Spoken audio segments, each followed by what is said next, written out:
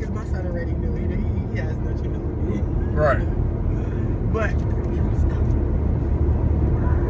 so I guess his boss told him to call the police about what happened, and I'm like, oh hell no, you're gonna call the police? So I called the police. Right. I called the police. They came and yada yada yada, and ended up coming out because I maced him. I went to jail. Dang.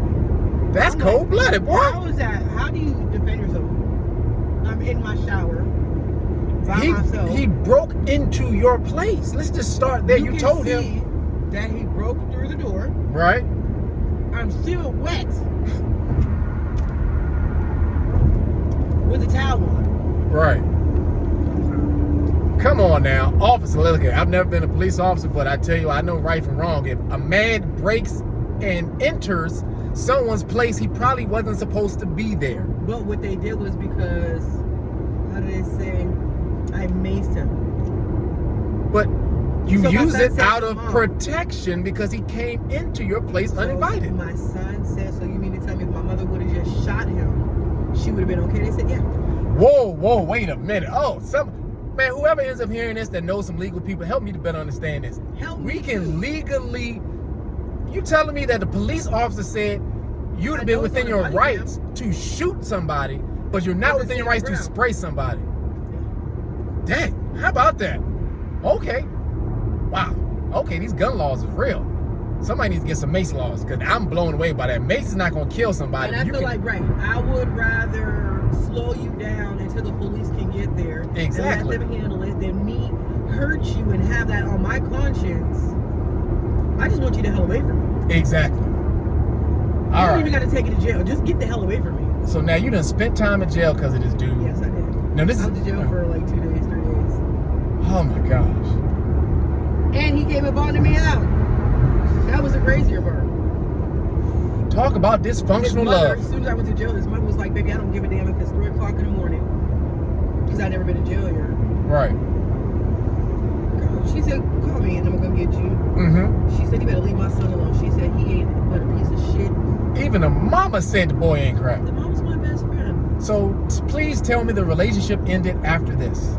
After you stayed with him a little longer. Mm-hmm. So, wow. And we stayed together fighting back and forth for another year and a half. And it was just like, honestly, I don't think it ever got better. It was just it was to the point where I started to less give a damn more and more, which the more I less gave a damn, the more he just did more. So this he had himself on like on a steady pattern. Wow. So at some point we gotta just start saying that you stopped valuing yourself in that relationship. And that's the most dangerous thing for anybody, man or woman. When you don't value yourself, the person with you cannot value you. And they're obviously going to abuse you and treat you. I think I started to punish myself after when my sister passed away. Wow. Because all in one weekend I literally lost everything. My mother stopped talking to me because I moved to Florida to start my life over. Right. She felt like I left my sister. Okay. Then my whole family up north was fighting. Then I came home to losing him. Then it's like all my support system, which usually would be my mother, my son, right, my sister, and my man. Right. I lost everybody but my son. All in one day. Man, I'm just going to tell you what I tell many people that go through trying times. These things suck, these things hurt, but they did not kill you, which means you are so strong. And I'm hoping that even today you recognize how strong you are and that you have the ability to get better, move forward, move on. And I'm glad you're willing to share this because somebody else is going through this exact same thing. Someone else is dealing with a mentally or physically abusive relationship. Somebody's dealing with loss. Like it's just so easy. This is not easy. This is true. This every day. I still cry. Right. All the time. But I know first time I call myself going back, all he's gonna do is walk back over. Right. It's gonna feel good for that few minutes. Within probably within an hour of us being in the same place pretending. Right. I'm just gonna fall apart, and this time I might fall apart worse, and I might not be able to bounce back.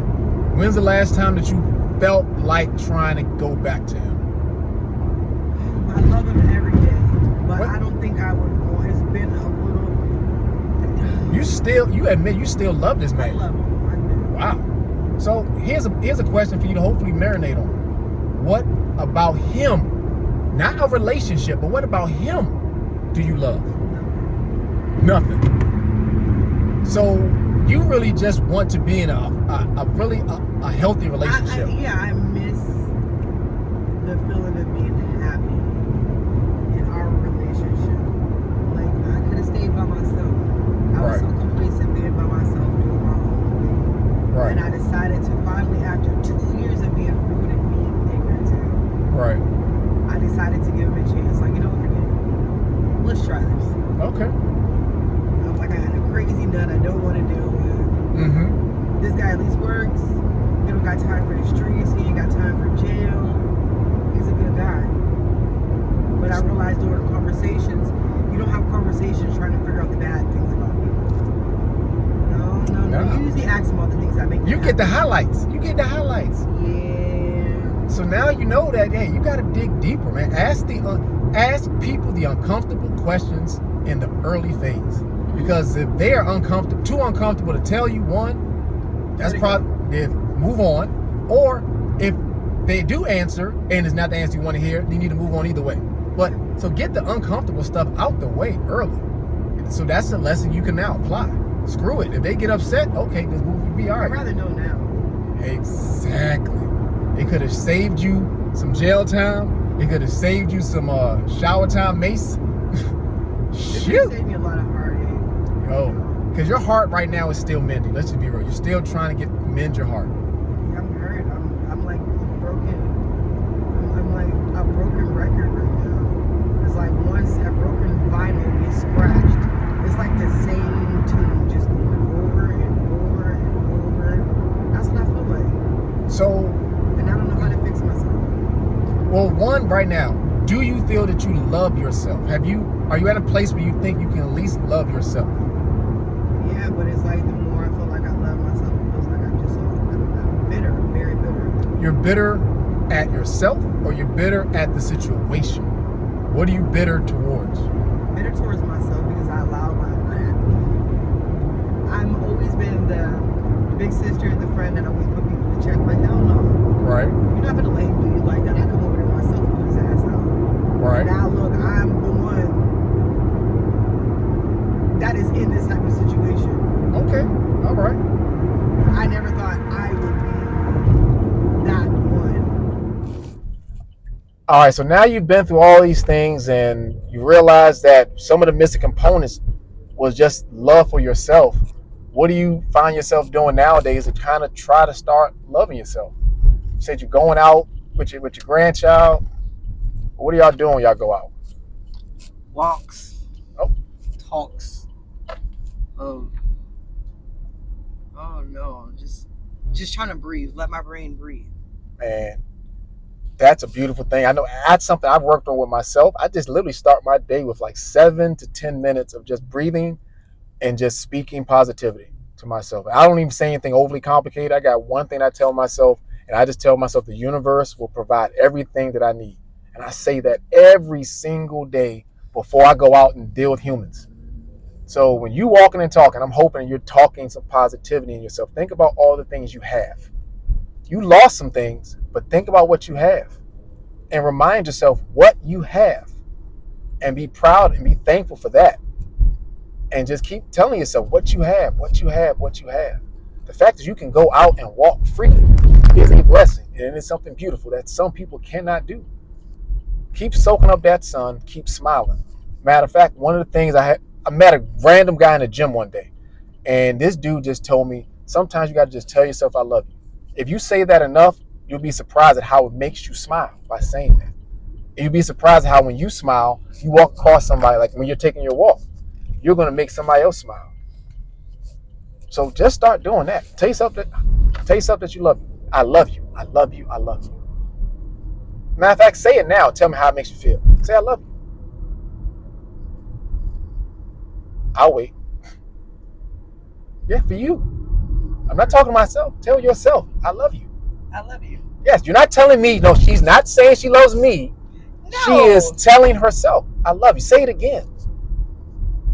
I love you. How do you feel when you say that? Weird. Okay, that's a start. You're recognizing the feeling. But did you smile? Yeah. See? I have Hey, to smile. exactly. So imagine saying that enough times where you turn that smile just into great energy. That is energy you are creating right there. Just in telling yourself that you love yourself. And you are able to pass that energy off to people around you that now see you. That in itself is therapy. It's therapeutic. So hopefully you can continue to do that. And hopefully you continue to understand what that feeling is like, and that you only need to surround yourself with people that can make you feel like that. Because it starts with you. So if you love yourself and you make yourself feel good, you don't want to be around anybody else that cannot duplicate that, because they're only taken away from it. And you need to be around people that are going to feed you and not basically starve you. Boy, I tell you what, I get some amazing passages in this car. I swear, that right there was a hell of a story, and I know there were many more chapters to that one, but I'm thankful that you decided to share what you shared with me, because somebody is going through it, and like you said, it's not easy to get over it, but just know that we do. Exactly. So guys, I just gave you a glimpse of what's happening from the driver's seat. So just those of you that are in relationships that are not the ideal relationship for you, pause, recognize it. We all deserve love. We all deserve great love. And if you're not getting that great love, move on. It's better to move on and be alone than to stay in something that is literally deteriorating you and breaking you down. So continue to love yourself first, and then make sure you receive the love back that you deserve from somebody else when you are ready to receive that. So with that said, man, this Chef Pat giving you another story from the driver's seat. Peace.